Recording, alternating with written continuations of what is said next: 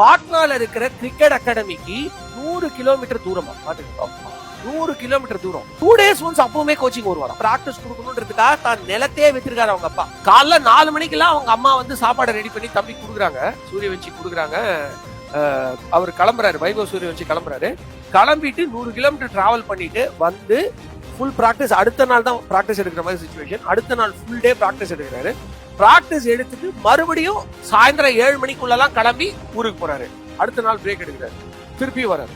So 2 days once 200 kilometre நீங்க 214 travel பண்றீங்கிறது சாதாரண விஷயம். அப்ப எந்த அளவுக்கு ஒரு டிட்டர்மினேஷன் அந்த ஃபேமிலிக்கு இருக்கணும்ன்றத பாருங்க. என் பையனை நான் கிரிக்கெட்டர் ஆக்குவேன் அப்படின்னு சொல்லி சின்ன வயசுல இருந்தே அவருக்கு 100 கிலோமீட்டர் தாண்டி வந்து கோச்சிங் கொடுத்து அவங்க அம்மாவும் சப்போர்ட் பண்ணி இதை சாதிக்க முடியும் ஒரு கரியர்னு நினைச்சனால்தான் இன்னைக்கு அந்த குழந்தைய பத்தி நம்ம எல்லாருமே பேசுறோம். பீகார்ல ஒரு விவசாய குடும்பத்துல பிறந்தவர், சரிங்களா? ஐபிஎல்கான ஏஜ் கூட ஒரு கால ஐபிஎல்லே 18 வருஷம் ஆயிடுச்சு. ஆனா அவரோட ஏஜ் 14 தான், சரிங்களா? ஆனா இதுல பியூட்டி என்ன அப்படின்னு பாத்தீங்கன்னா, ஒரு ட்ரீம் அச்சீவ் பண்றதுங்கிறது இதுதான் தலைவா. அதாவது அவங்க ஃபேமிலி இத ஈஸியா அச்சீவ் பண்ணிடல. இவர் வந்து பீகார்ல ஒரு விவசாய குடும்பத்துல பிறந்தவர், சரிங்களா?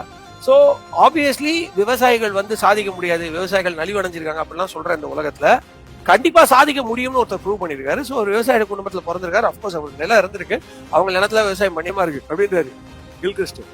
சோ இந்த வார்த்தையெல்லாம் கில்கிறிஸ்ட் மாதிரி ஒரு லெஃப்ட் ஹேண்டர் கிட்ட இருந்து வரது சாதாரண விஷயம். அவர் சொல்றாரு இனிமேதான் எங்களுக்கு இன்னும் பயமா இருக்கு, ஏன்னா அந்த பையன் இன்னும் காமா இருக்கிறத பார்த்தா இன்னும் நிறைய அச்சீவ் பண்ணும், இதெல்லாம் ஒரு சாதாரண விஷயங்கிற மாதிரி மைண்ட் செட் அவனுக்கு இருக்கு அப்படின்னா. ஏன்னா அந்த பையனோட கரியர் ஹைலைட் ஆனதே ஆஸ்திரேலியா கிட்ட, ஞாபகம் வச்சுக்கோங்க.